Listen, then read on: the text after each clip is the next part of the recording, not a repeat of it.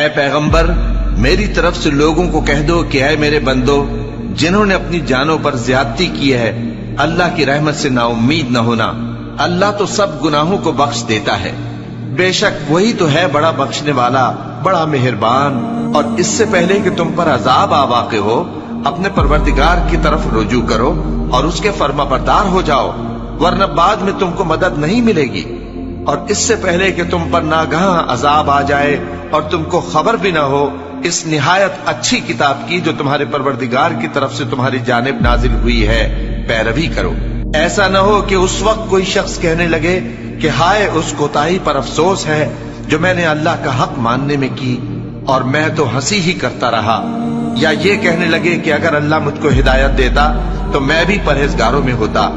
یا جب عذاب دیکھ لے تو کہنے لگے کہ اگر مجھے پھر ایک دفعہ دنیا میں جانا ہو تو میں نیکوکاروں میں ہو جاؤں۔ ارشاد ہوگا کیوں نہیں، میری آیتیں تیرے پاس پہنچ گئی تھی مگر تو نے ان کو جھٹلایا اور شیخی میں آ گیا اور تو کافر بن گیا۔